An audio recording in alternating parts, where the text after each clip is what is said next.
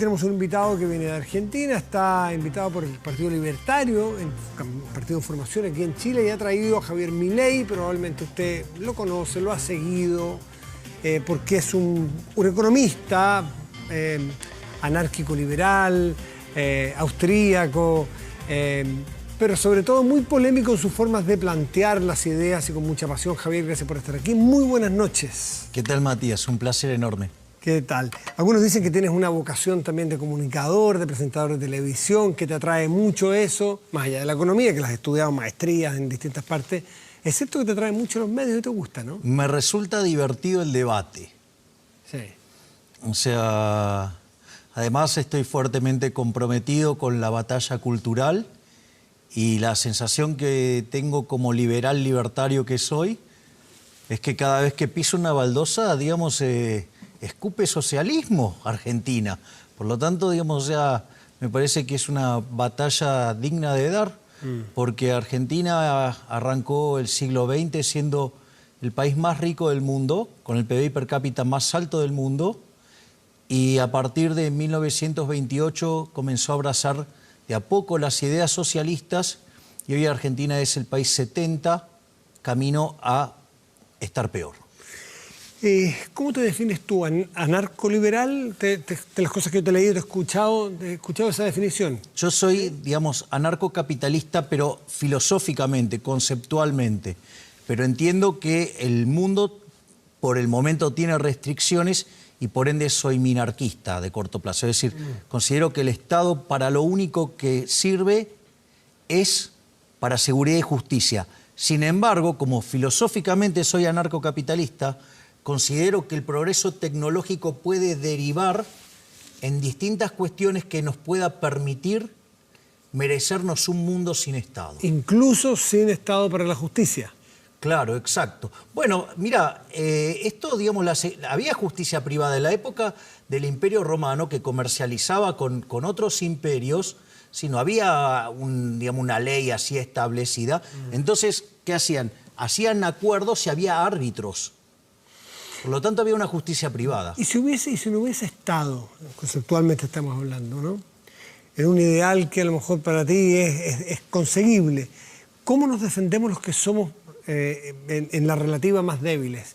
Lo planteo, por ejemplo, desde los temas de seguridad, si tú quieres en adelante. Vendrán dos tipos que te dicen, Javier, me gusta tu chaqueta, la chaqueta, por la fuerza, y te la quitan. Estoy hablando de un caso muy básico el que te estoy planteando. No, pero a ver, el problema es el siguiente. O sea, vos me estás postulando, bajo esa situación, que el ser humano puede ser malo o es malo. Entonces la pregunta es, ¿y vos te crees que si le pones el bonete del Estado a ese ser humano se va a convertir en algo mejor? Si vos a ese ser humano que vos considerás malo le das el monopolio de la violencia, ¿creés que vas a estar mejor? Pero si cada uno de nosotros cede parte de ese monopolio de la violencia o de la sobrevivencia, de la autodefensa, se la cedemos a un Estado, a una policía el día de mañana. ¿Le estás dando el monopolio de la fuerza? Claro, eso. Y después lo utiliza en tu contra. Pero eso sería ilegal. Siempre no, pero bueno, un Estado de Derecho eso no debiera pasar. No, ¿cómo que no? Digamos, mirá el caso de Argentina. O sea, cómo continuamente sube la presión fiscal, lo cual es un robo y está amparado en que es legal, pero no es legítimo. Y entonces, justamente, utilizan el monopolio de la fuerza para imponerte la esclavitud fiscal. De hecho, si yo tuviera que elegir entre el Estado y la mafia, me quedo con la mafia. Porque la mafia tiene códigos, la mafia cumple, la mafia no miente y sobre todas las cosas, la mafia compite. En cambio, el Estado no admite competencia, quiere el monopolio de la fuerza, quiere el monopolio de la emisión monetaria, quiere el monopolio, digamos, y son todas cosas que a la postre nos generan mucho daño. Interesante la comparación de la mafia y el Estado. Hay una diferencia, sí, en la mafia no hay alternancia en el poder, salvo que maten al jefe de la mafia. Pero sí tiene competencia legítima. Pero en las democracias sí hay alternancia en el poder y cada cierto tiempo el dueño de este Estado, que te parece tan perverso a ti, el dueño, entre comillas, el administrador, tiene que irse y viene otro que por voluntad popular es quien administra. Pero es que a mí no me consta eso, digamos, te puedo mencionar el caso de Argentina. En el año 2002, Argentina tuvo que se vayan todos. En 2000... Sí, cuando estalla la convertibilidad, digo, se declara el default abierto, toda esa transición durante lo que es diciembre del 2001 y la primer parte del 2002, digamos, hay un que se vayan todos. Y no se fue ninguno, están los mismos. Y no solo que están los mismos, están los familiares, están sus amantes, ¿sí? Digamos, están, digamos, sus amigos, o sea, con lo cual cada vez el Estado es más grande. Argentina tiene una presión fiscal en blanco del 70%, con lo cual además es un país inviable. Y cuando se aparece un problema fiscal, lo resuelve subiendo impuestos. Es decir, con lo cual, digamos, el futuro de Argentina va a ser cada vez peor. ¿Los impuestos para ti son un mal necesario o sencillamente un mal? No, son un robo. Los impuestos. Son un robo. ¿Qué pasa si yo voy a tu casa, Matías, y te digo, che, Matías, dame la mitad de tu ingreso? ¿Qué me vas a decir? A ti te diría que no. Bien, ok, me encanta. Ahora, mañana vengo con un papel y te digo, Matías, dame la mitad de tus ingresos.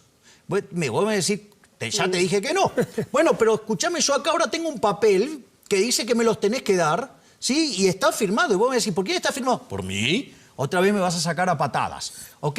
Ahora cuando yo vuelvo al tercer día, vuelvo con un muchacho parecido a Shaquille O'Neal, con un bate de béisbol, y ahora Matías, mientras que este muchacho golpea el bate contra sus manos, dame la mitad de tus ingresos. Es decir... Probablemente te daré el 70%, no la mitad, para que no me golpee. Pero lo que te quiero... Pero también está la pero es un robo, los impuestos son un robo. Pero te faltó una cuarta alternativa, que venga el Estado legítimo y que sea la autoridad legítimamente pero diga, no es legítima. dada una ley pero que ¿cómo sea digamos algo que se financia con impuestos? Dame un segundo, Javier. La primera alternativa tú vienes y te digo no. La segunda insistes, te digo que no. La tercera vez con 3 matones, probablemente te lo doy, sin ganas. Pero la cuarta alternativa... ¿Y qué diferencia hay con lo que hay ahora? Si yo, digamos, o sea, no quiero pagar los impuestos, voy preso. No, yo supongo, al menos en el Estado en que yo vivo, hay un Estado que ha sido con autoridades generadas democráticamente, hay un ministro de Hacienda que ha discutido un proyecto en el Congreso Nacional y se ha estimado que para mis niveles de ingresos hay determinado nivel de pago de impuestos y para mí eso no es un matón, es un acuerdo social. No es un acuerdo social. ¿Dónde está el contrato donde lo firmaste? ¿Dónde está la firma? Cuando yo voy cuando voy cada 4 años a votar. Bueno, entonces, digo, ¿es opcional votar? Sí, es opcional. Bueno, en mi país no es opcional. Entonces, digamos, ahora, si no votas estás acostumbrado. Si no votas igual estás acostumbrado. Estás obligado a pagar tus impuestos. Entonces, digamos, nada que puede ser por la fuerza puede ser bueno. Digo, de hecho, el impuesto es una rémora de la esclavitud. De hecho, me parece, digamos, un despropósito y una tomada de pelo y una agresión al intelecto cuando viene un político y habla del contribuyente. Que es más o menos como decir que el violador llama a su víctima novia. O sea, es un disparate. Es decir, por lo tanto, o sea, los impuestos, digamos, yo voy a creer, digamos, en este tipo de cosas el día que a mí me den la opción de pagar o no pagar. Es decir, solo ese día ¿En qué se diferencia este planteamiento tuyo con la ley de la selva? Disculpame, digo, en la ley de la selva, digamos, o sea, este tipo de cosas no existen. Es decir, ¿por qué ocurre en la selva? ¿Quién gana en la selva? Pero, digamos, o sea, ¿por qué vos vas a poner en el mismo lugar, digamos, no sé, un león, un tigre, que lo que hace el ser humano? No, porque tú dices aquí, nadie gobierna, nadie coordina, nadie cede derechos. Pero, digamos, cada uno defiende su parcela. Ay, ¿acaso, digamos, vos no defendés tus intereses cada vez que tomas decisiones? Sí, pero tengo un contrato social con el resto de los ciudadanos. Entonces, ¿dónde está la firma del contrato social? Yo no vi a nadie que firme el contrato social. Digamos, decime dónde está el contrato social. Es tácito. No, es una mentira. Es una mentira, digamos, o sea, vos se la validás a los políticos. Yo no se la valido. ¿Con qué derecho, si tú no quieres pagar impuestos, vas a poder, por ejemplo, circular por las calles? ¿Vas a poder ir a un juzgado para que zanjen un litigio que tienes con un vecino? Pero, digo, ¿y por qué tengo que tener, por qué, la justicia tiene que ser pública? Digo, ¿por qué no pueden ser árbitros? Digo, ¿por qué no puedo elegir un árbitro? Digo, ¿por qué no? Digamos, mirá, fíjate, esto es muy interesante. Por eso yo te digo, yo soy anarcocapitalista en términos dinámicos, aunque de corto plazo sea, digamos, minarquista. ¿Por qué? Por lo siguiente. Vos sabés que durante los 80 en Argentina se discutía si las calles podían ser privadas. Entonces había toda una discusión. Ahora, el problema, ¿cuál era? Un problema de índole tecnológico. Hoy tranquilamente las calles podrían ser privadas. ¿Acaso cuando vos pasás por una autopista no tenés un lector? Sí, claro. Bueno, entonces, digamos, o sea, vos tranquilamente podrías instrumentar un sistema de lectura donde las calles pueden ser privadas, ¿sí? Donde cada uno se encarga de su calle, digamos, y eso le genera ingresos, ¿sí? Digamos, y podría ser directo, y el GPS hasta te podría decir, usted va a tomar este camino, le va a costar tanto, y si vos querés también le puedes decir, digamos, bueno, mire, este está en mejor estado, otro está en otro estado, lo que fuera. Es decir, mira qué fácil que puede ser, o sea, podrías tener calles privadas. Es decir, entonces esta discusión, digamos, que era teórica en la década del 80, hoy es absolutamente posible. Por eso yo digo, yo soy anarcocapitalista en términos dinámicos y filosóficos, aunque en términos estáticos reconozco que puedan existir restricciones, por lo tanto, digamos, entiendo algunas soluciones como soluciones de corto plazo. Tú vives en un país en el cual hace poco tiempo requirió de que exista una sociedad y alguien que los defienda. Tu país en el año 82 vivió una guerra muy dramática, donde... ¿Las guerras quién las hace? Los estados. Es decir, ¿qué guerra inició un individuo? Ninguna. Digamos, o sea, las guerras son frutos de la existencia del Estado. Sí, pero más allá, ¿quién inició la guerra en tu país? Que no me voy a meter porque además no me corresponde por el respeto de los argentinos. Pero digo, sí no fueron importa, los propios... puedes decir lo que quieras, pero digamos, es un problema de Estados. O sea, ¿dónde yo me peleé con un inglés? No. Literalmente. Pero tú tenías en ese momento una autoridad ilegítima, como eran los militares, Galtieri, por ejemplo, que por razones X, que no me tengo por qué meter, inventó una guerra. Bueno, lo que vos quieras. Entró ahora digo, mirá qué interesante esto, porque a veces se cometen las falacias de ad populum, ¿no? Digamos, mirá cómo se manifiesta la gente. Digo, esto te lo cuento porque, digamos, he escuchado acá que muchas veces, digamos, levantan algunas banderas en función de la cantidad de gente que se movilizó. Vos sabés que, digamos, Galtieri llenó varias veces la Plaza de Mayo. Digo, tuvo más con... ¿Cuánta gente cabe en la Plaza de Mayo? ¿1 millón de personas? Digo, no, es un número verdaderamente enorme y ha convocado más que en Perón. Pero te quiero decir que yo lo que te estoy diciendo, cuando necesitaron pero lo que te estoy diciendo, armadas, sí, pero qué es, a ver, digo, pero yo, digamos, o sea, ¿quién es el que inicia el problema? Un señor que se había tomado el poder de manera legítima. Ok, digamos, bueno, ¿y que acaso ningún gobierno democrático, digamos, no inició guerras? Sí, claro ¿O acaso, digamos, Hitler no fue elegido por la voluntad popular o Mussolini? Y bueno, y sin embargo, digamos, fueron una locura. Hay momentos donde las sociedades requieren ser representadas. Por ejemplo, un caso dramático... Bueno, digamos, pero digamos, puede ser que... pero de vuelta, la guerra es un problema de estados, no es un problema de individuos. Y si los individuos de repente, digamos, o sea, creen que tienen alguna falencia mental por el cual, digamos, no pueden hacerse cargo de su proyecto de vida, digamos, entonces, digamos, no tienen por qué estar complicándole la vida al resto. Es decir, si la gente, digamos, considera que no puede hacer tal cosa, no tiene por qué pasarme la cuenta a mí. ¿Cómo hacemos las políticas públicas de salud, por ejemplo, para la vacunación de la malaria? Voy a ponerte cualquier epidemia. Viene la malaria en nuestra sociedad y tenemos que vacunarnos. ¿No te parece razonable que haya un Ministerio de Salud, un ente general que organice, que mida, que haga la logística? Que, por ejemplo, que garantice de que la medicina que te van a poner a ti es la adecuada. Y eso lo va a determinar un burócrata. No, eso lo determina una institución que nos hemos dado como sociedad. Y eso lo va a determinar un burócrata. No sé si un burócrata o un funcionario calificado. ¿Por qué un burócrata? Pero ¿por qué digo, ¿No es un prejuicio pensar que un funcionario tiene que ser un burócrata? No, sí. Digamos, porque el problema está en cómo se financia. Se financia con una fuente coactiva de ingresos. Voluntariamente, yo, digamos, no sé si lo quiero o no. Digamos, o sea, yo no lo quiero. O sea, justamente, si me venís a contar a mí, digo, donde yo vengo de un país que si vos querés tener salud, ¿sí? Hay salud pública, ¿sí? Pero ¿sabes qué? Todo el mundo trata de ir al sector privado. Es más, la señora Cristina Fernández de Kirchner, que se vive hablando de los derechos, de esto y la igualdad, del otro, de la salud pública, ¿sabe dónde se atiende? Fuera de Argentina, probablemente. O en una clínica privada de las más caras. ¿Sí? Y lo mismo para todos, digamos, la corporación política. O sea, con lo cual, digamos, es una gran hipocresía. Es decir, ¿cómo lo hacen los sectores más vulnerables de tu país? Cuando digamos, los más pobres, los menos favorecidos económicamente, que han tenido menos oportunidad de tener acceso a la educación, a la salud, en fin, a todo, para poder acceder a un medicamento. La pregunta es, ¿vos estás dispuesto a robarle a una persona el fruto de su trabajo para vos asignarlo discrecionalmente? No, a robar jamás. ¿Y entonces cómo se lo vas a financiar si no se lo robas a otro? No estás suponiendo que un impuesto es un robo. Obvio, claro que es un robo.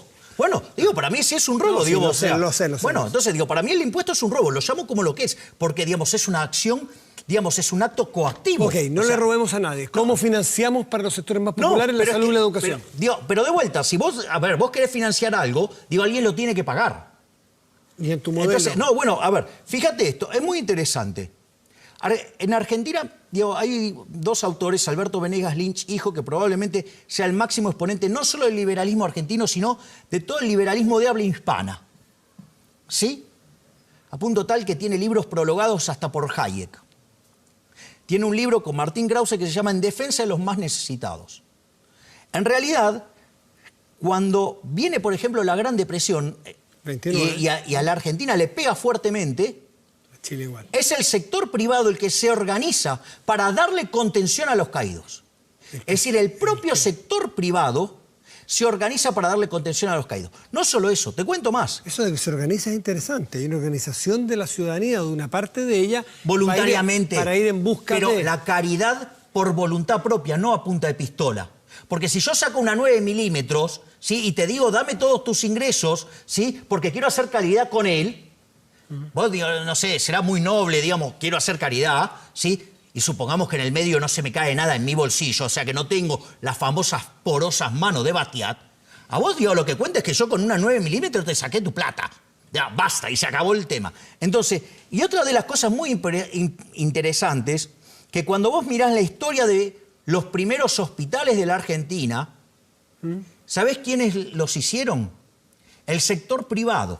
¿Sabés para qué lo hacían? Porque, porque justamente necesitaban que sus trabajadores disfrutaran de buena salud y que pudieran trabajar. Y como de repente no le daban los tiempos para llegar a otro lugar y se podían morir, ¿quién financió eso? El sector privado. La sociedad civil, a tu juicio, la sociedad civil organizada podría reemplazar al Estado. Definitivamente. Y las leyes es decir, ¿por qué tengo que imponer la caridad a punta de pistola? Entendí tu punto. Porque es violento, es un robo. Y además te estoy dando ejemplos de que cómo funcionó en el mundo real de Argentina. Esto no estoy buscando... En Argentina, en Chile y en Irlanda hoy día funciona el tercer sector, que es la sociedad civil organizada. Las leyes, ¿cómo se arman? ¿Cómo nacen las leyes en un sistema como el que propones tú? Bueno, hay reglas que surgen de la propia interacción de los agentes que determinan cuáles son las reglas bajo las cuales quieren vivir. Bueno, fíjate que, por ejemplo, en los países del common law, la ley va evolucionando acorde, van ocurriendo los devenires históricos. ¿Qué te parece Chile como modelo de los Chicago, el modelo liberal, neoliberal, le llaman algunos aquí en manera despectiva, algunos se defienden, dicen que está muy bien, y aquí por lo menos dicen que Chile es el modelo en el mundo de un sistema más o menos parecido, probablemente el tuyo es más radical, el que estás planteando aquí. ¿Qué te parece que funcionó? ¿Te parece que es bueno? ¿Te gustaría para tu país? Yo, haría primero una digresión terminológica, si me lo permitís, Mati. Pero, por favor. No adhiero a la definición de neoliberal. El liberalismo viene de libertad. No hay nueva libertad o vieja libertad. Hay libertad o no hay libertad. ¿Está embarazada o no está embarazada? No hay medio embarazada, no, más o menos, no. ¿Está embarazada o no está embarazada? ¿Hay libertad o no hay libertad? Punto 1. Punto 2. Es peligroso utilizar el término. Ese término fue desarrollado por un marxista, que obviamente, si los marxistas y los socialistas supieran de economía no serían ni marxistas ni socialistas, porque son eso porque no saben. Son brutos, son burros. En ese contexto, básicamente, Alexander Rustow, en 1938 y popularizado en 1939, desarrolla el concepto de neoliberal. ¿En función de qué? Que él veía el nazismo, veía el fascismo, veía distintas vertientes del socialismo y veía hasta el comunismo. Y del otro lado veía, si vos querés, el liberalismo manchesteriano. Dijo, bueno, vamos a crear algo intermedio. Y lo llamó neoliberalismo. Te cuento que hay un libro de Ludwig von Mises que se llama El mito de la tercera vía y demuestra que ese modelo no tiene sentido, que ese modelo no es liberal y lo peor de todo... ¿La tercera vía, el neoliberalismo como tercera vía o la tercera vía de Giddens, por ejemplo? No, él llamaba la tercera vía a esa definición de Rustow. No es la tercera vía de Giddens y Blair. No, es, Eso te parecen burros a ti también. Sí, obvio. Pero vamos a este punto. A lo que quiero ir es a otra cosa. en ese concepto, además hay otro problema que está en la lógica de un libro de Hayek llamado Camino de Servidumbre. Todas esas soluciones intermedias son inestables. Y como son inestables, se produce... A ver, porque ¿cómo es la intervención? Aparece alguien desde la poltrona, ve algo sin saber de qué se trata, pero que no le gusta y entonces se interviene. Nosotros estamos haciendo intercambios voluntariamente, pero sucede que hay alguien allá que no le gusta, entonces viene y se mete en el medio por la fuerza y rompe todo. ¿Sabes cuál es el resultado? El resultado es que vos estás peor, yo estoy peor y todos los demás que estaban vinculados a nuestras transacciones van a estar todos peor. Consecuentemente, se produce lo que se llama el fallo del gobierno, que suele ser muchísimo peor que el supuesto fallo de mercado, y que ahí después vos tenés una pérdida de bienestar. Y eso, digamos, cuando a la sociedad se le metió la manía de la intervención, genera más demanda de intervención, y sabes que eso paulatinamente, ¿sí?, conduce al socialismo. ¿Querés un buen ejemplo de esa decadencia? Sí. Argentina. La gracia es que nosotros dos podemos conversar aquí civilizadamente porque tenemos ciertos niveles de simetría. Porque si yo tuviera el poder del interruptor de tu micrófono aquí, o tú tuvieras el poder del micrófono mío acá, probablemente, o de cortar a un tercero, probablemente no podríamos conversar, ¿no? Bueno, si tuviéramos los dos tendría otra vez simetría. Pero si yo tuviera como conductor decirte, Javier, esa respuesta no te la acepto, así que tienes que decirte, bueno, entonces no podríamos dialogar como lo hemos hecho. Bueno, digo, también pues yo puedo elegir no venir. No, está bien. Por eso, porque tú tienes libertad, tenemos simetría, conversamos. Está bien, pero... Pero en la sociedad no se da esa simetría generalmente. Hay unos que nacen con ventajas, desventajas, lo que en algunos deportes se llama el hándicap. Y alguien tiene que ayudar a establecer esos niveles de igualdad o no. Me parece una aberración. No, me imagino, por eso te lo pregunto. Me parece una aberración. Digamos, vos que, digo, a ver, ¿qué está yendo? El tema de igualdad de oportunidades. Por ejemplo. Una aberración. Digo, algo que, por ejemplo, justifica el impuesto a la herencia. Por ejemplo, ¿no? Digo, para corregir esa desigualdad de origen. La pregunta es, te hago una pregunta. Vos, digamos, a vos te ganás tu dinero honestamente. ¿A vos te gusta que alguien te diga en qué te lo podés gastar o no? El mío no. Ok, bien, primer punto. Segundo punto, si vos le querés hacer un regalo a tu hijo, ¿cuál es el problema que se lo quieras hacer? Ninguno. Bueno, digo, la herencia es un regalo post-mortem. Entonces, digamos, el Estado está regulando de que vos no le podés hacer el regalo que a vos se te dé la gana a tu hijo. Fíjate qué crueldad. Suponete que aparecen dos personas y que salen, digamos, de una situación idénticamente igual. Y los dos trabajan lo mismo, los dos ganan lo mismo, o sea, todo fantástico. Nada más que a uno le gusta consumirse todo. Y al otro le gusta ahorrar. Consume una parte, la otra parte la ahorra y con eso empieza a acumular capital. Entonces, digo, esa persona se vuelve más productiva y empieza a producir más. La pregunta es, ¿por qué, digamos, o sea, obviamente los dos se mueren, entonces vos, digamos, o sea, claro, él le dejaría su capital a su hijo. Y, digamos, si el otro nada, entonces a vos se parece desigual. Entonces estás decidiendo robarle al primero para dárselo al segundo. Digamos, o sea, te quedaste puntualmente, te autoinvitaste a ir a un análisis que era el del impuesto de la herencia. Bueno, pero tú me dijiste que era una aberración. Pero la igualdad de oportunidades. No. ¿Tú me dijiste eso? Yo lo que estoy diciendo es, el concepto que se usa es una aberración. ¿Por qué? Porque somos, gracias a Dios, somos todos distintos. Entonces, digo, lo único que vos podés asegurar es la igualdad ante la ley. ¿Y sabés qué es lo peor de todo? Porque gran parte de toda esta crítica tiene que ver en qué se la gastan los herederos. Los herederos se la gastan, digamos, a mí me haces un regalo y me lo gasto en lo que se me da la gana. Literalmente. Sí, pero no. Pero ¿por qué, digamos, o sea, mi papá no me va a poder regalar lo que quiera? Si digamos, pero ¿por qué, digamos, vos tenés que regular? ¿Por qué vos vas a cuestionar que mi papá me haga regalos? No te he cuestionado nunca. Ese es como que yo venga y te cuestione, ¿por qué vos le haces regalo a tu hijo? Es lo mismo, la herencia es un regalo post-mortem. Entonces, digamos, ese es el primer punto. Y después pasa otra cosa más. Vos podés heredar. El chileno es que te estás marcando solo. Yo no te he dicho nunca lo que te estoy diciendo no puedes... No, lo otro no. Pero es que la herencia es eso, es un regalo.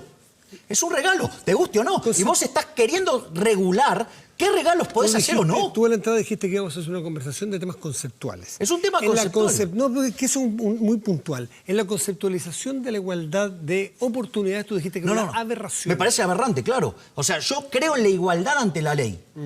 Yo creo en la igualdad ante la ley, porque como todos somos naturalmente distintos, la única forma que vos podés lograr esa igualdad es mediante la violencia. Ese es el primer punto. El segundo punto es, suponete que, digamos, ya te mostré un caso concreto donde, digamos, naturalmente las preferencias van a determinar una determinada diferencia. Otro cuestionamiento que se hace es lo que hacen los herederos con esa plata. La realidad es que, no sé, suponete que yo heredo una fábrica de autos. Hago 3 autos malos y quebré. Es decir, yo solamente puedo ser exitoso sirviendo al prójimo con bienes de mejor calidad o mejor precio. Pero, digo, hay más. ¿Te puedo dar un ejemplo? Digamos, a ver, suponete lo siguiente. Digamos, hablar inglés es un activo importante. Entonces vos lo querés regular porque eso podría ser una fuente de desigualdad. Entonces, ¿qué pasa? Si una familia decide hablar inglés en la casa, ¿qué los vas a castigar? Digo, ¿estás afectando la igualdad de oportunidades? O sea, tengo varias, me puedo pasar el día mostrándote ejemplos de que es una aberración. ¿Por qué, digamos, o sea, vos crees... A ver, ¿te gusta el tenis? Verlo. Bueno, ok, vamos a ver el tenis. Ahora, sucede que yo soy un pelele jugando al tenis, ¿sí? Pero tengo que jugar contra Federer.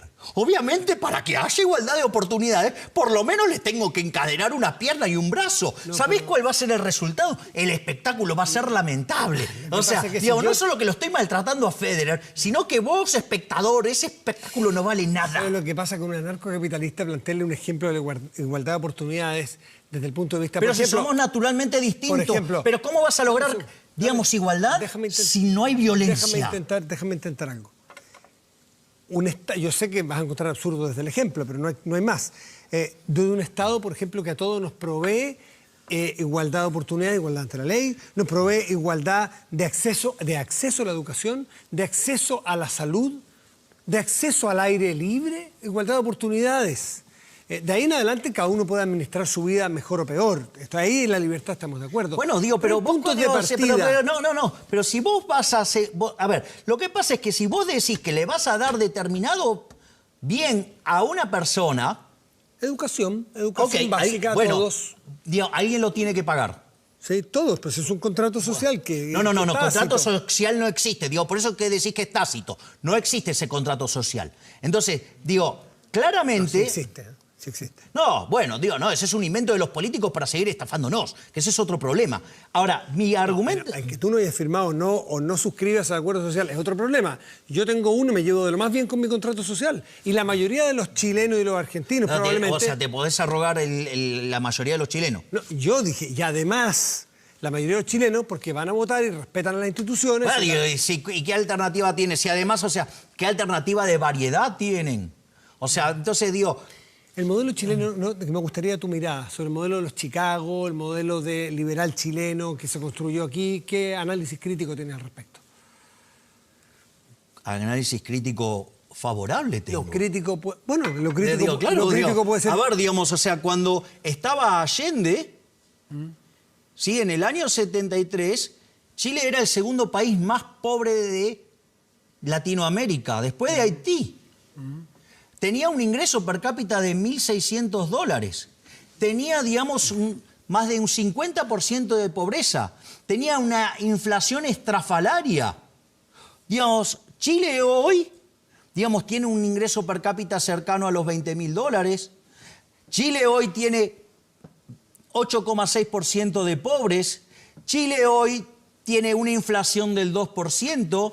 O sea... Por lo visto, ¿te gusta más el modelo actual, el modelo económico-social actual que el de la época del presidente Allende? No me cabía ninguna duda. Y está perfecto. Bueno, me parece que cualquiera, La pregunta es, ¿cómo ha evolucionado el sistema chileno? Porque algunos sostienen que ya no opera la economía de mercado en Chile o el social de mercado, sino que opera para algunos un modelo que se ha ido poniendo más socialista. ¿Tú lo compartes? Obvio. El último gobierno de Bachelet hizo que, recibiendo al país con un índice de libertad económica de 7, hoy es 19. Perdió libertades económicas. Y aquellos países que son más libres son 8 veces más ricos que los reprimidos. El decil más bajo del país libre es 11 veces más rico que el del reprimido, con lo cual además tienen una distribución más equitativa. Pero dame un segundo, porque esto es mucho más importante que estas dos cosas que dije antes. Y es el hecho que el que vive en el país más libre, en el decil más bajo, tiene el doble de ingreso que el ingreso promedio del país reprimido. Como la distribución del ingreso tiene un formato que se llama log normal, chi cuadrado, lo podés llamar también distribución Pareto, donde la mediana, que es el valor que más se repite, está debajo de la media. ¿Sabes qué quiere decir? Que aquel que vive en el decil más bajo del país libre... ¿A qué le llamas país No, libre? está mejor que el 90% del país reprimido. Es decir, ojo con meterse con las cuestiones esas de la distribución, porque eso tiene efectos dinámicos que además achican la torta. Ayúdame con una duda que me asalta. ¿A qué le llamas país libre? Lo estoy midiendo en términos de los índices de libertad económica. ¿Es la única que vale? No.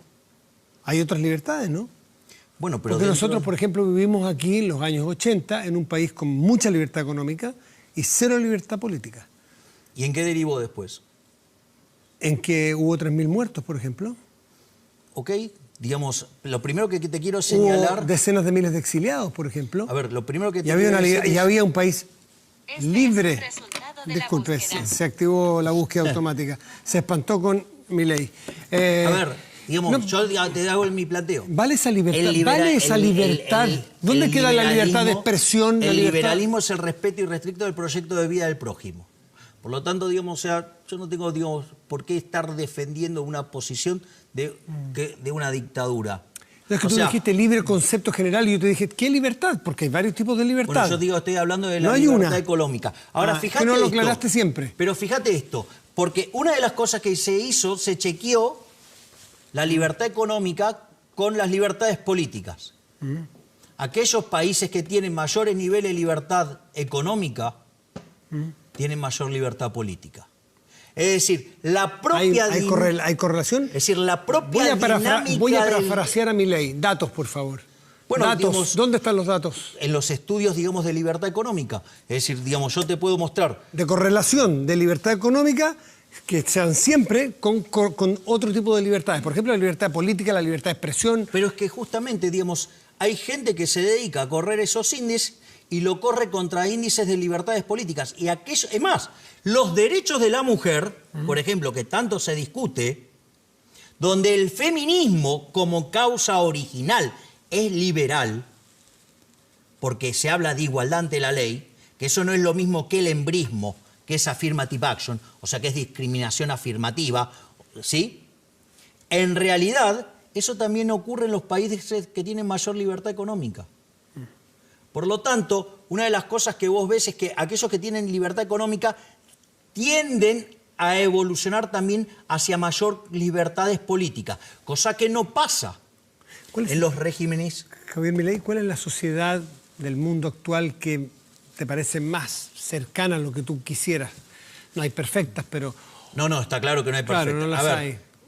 ¿Qué gobernantes, qué gobiernos, a ver, qué sistemas? Lo más parecido o lo mejor que vos tenés en el planeta es lo que podría vos observar en el caso, por ejemplo, de Suiza, en el caso de Australia, en el caso de Nueva Zelanda, ¿sí? O, por ejemplo, países que hicieron reformas como Irlanda. Pero hay mínimos sociales, hay mínimos sociales garantizados. Está bien, digamos, o sea, a ver, tengo que usar proxies de libertad económica porque no existe, digamos, todavía el anarcocapitalismo. Entonces, digamos, hago, digamos, soluciones que aproximan. Es decir, ahora, eso no quiere decir que, digamos, no pueda existir en el futuro. Digo, vos en algún momento leías cosas que parecían de ciencia ficción y después se volvieron realidad. ¿Conoces algún político chileno de la actualidad que te llame la atención? No, digo, pero no porque no estoy involucrado con la cuestión ¿Y en la Argentina, política. ¿cuál es tu líder en la Argentina?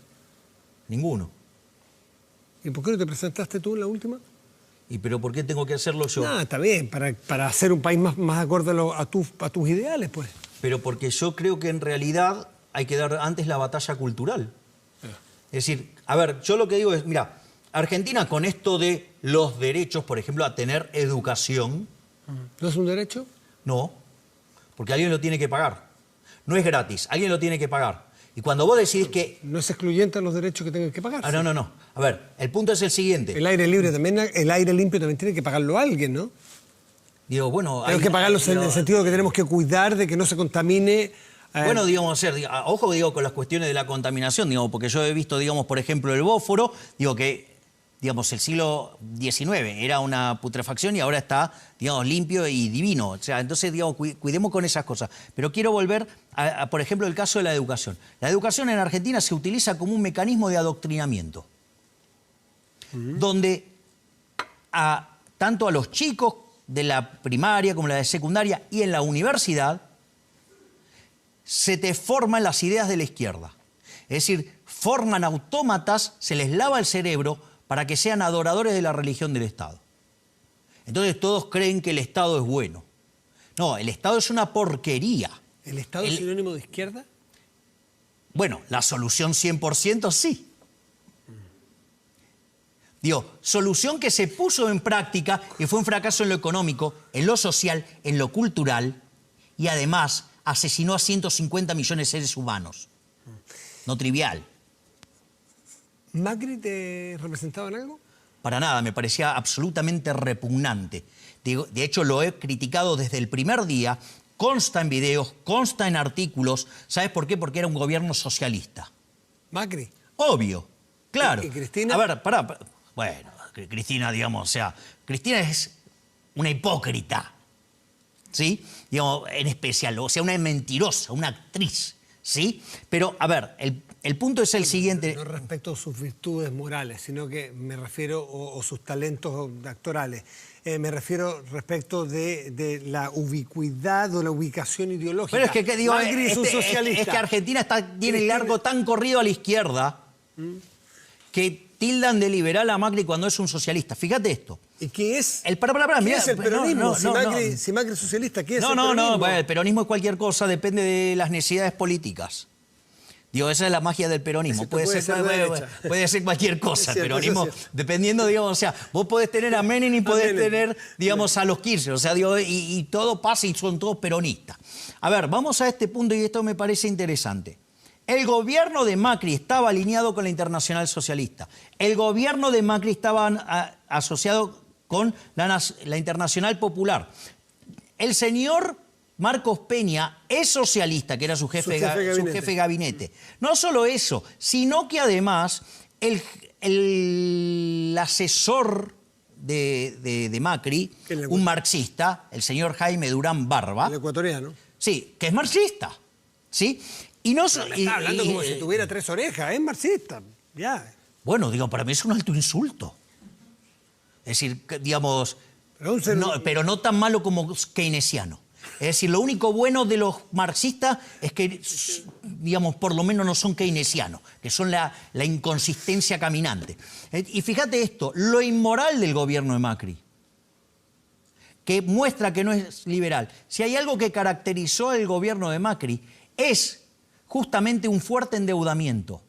Pero liberalizó un montón de cosas. Para. ¿Y cómo terminó? Bueno, porque terminó con cepo cambiario, terminó con controles de precios, terminó regulando, terminó persiguiendo, terminó subiendo los impuestos. Nunca bajó el gasto público en verdad. Con un dólar casi a 70, con una inflación al 54. Y a vos, y eso te da, digamos, te da un justificativo para avanzar sobre las libertades individuales. Es decir, ¿acaso, digamos, yo que me gano el fruto de mi trabajo, digamos, honestamente, no puedo comprar lo que se me dé la gana? Es decir, sucede que a un tipo se le ocurre que yo no puedo comprar dólares y no me deja comprar dólares justamente para obligarme a tener pesos y estafarme con el impuesto inflacionario. Una maravilla. Digamos, o sea, festejemos entonces el cepo, que es la gran estafa del político chorro argentino. Una maravilla, entonces. No, es una porquería, es una inmoralidad. Y Macri también es un inmoral. Y te digo más, no solo eso, no es de liberal endeudarse. Porque si el liberalismo es el respeto irrestricto del proyecto de vida del prójimo, cuando vos te endeudás, estás financiando la fiesta de las generaciones presentes contra los ingresos de las generaciones futuras. Gente que quizás no votó o gente que ni siquiera nació. Lo último, Macri es lo peor de lo peor porque se endeudó con el Fondo Monetario Internacional, 55.000 millones de dólares. 57.000. O 57.000. 100. Disculpe. 57.100. Vos ya sabés, digo, de los números de Argentina... Pero estuve cerca. Estuviste perfecto. Estuve cerca. ¿Cómo lo haces si no es financiándote con un organismo multilateral para intentar enfriar un poco la economía o los desequilibrios fiscales? No. ¿Qué hubieses hecho tú? Es que debería haber bajado el gasto público. Es fácil decirlo. No, con mentira. un micrófono. No, Estar en la Casa Rosada. No, mira, te voy a decir algo. Te voy a decir dos cosas. Ahí, mira, ¿sabes qué? Hay un estudio del BID sobre ineficiencia técnica del gasto público. La peor región del mundo es América Latina con 4,4% del PBI. Argentina tiene 7,2%. O sea, es un escándalo. Pero además el BID, como es un organismo multilateral, bancado por los gobiernos, no puede usar las definiciones que usaría Milei, ¿sí? Que es, por ejemplo, tiene un concepto que se llama filtraciones. ¿Te huele? Filtraciones. O sea, choreo. ¿Sabes cuánto tiene Argentina de choreo? 5 puntos del PBI. Tenemos los políticos más chorros del mundo. Javier Milei, un gusto de conocerte. El gusto fue mío, Matías. Que te vaya muy bien.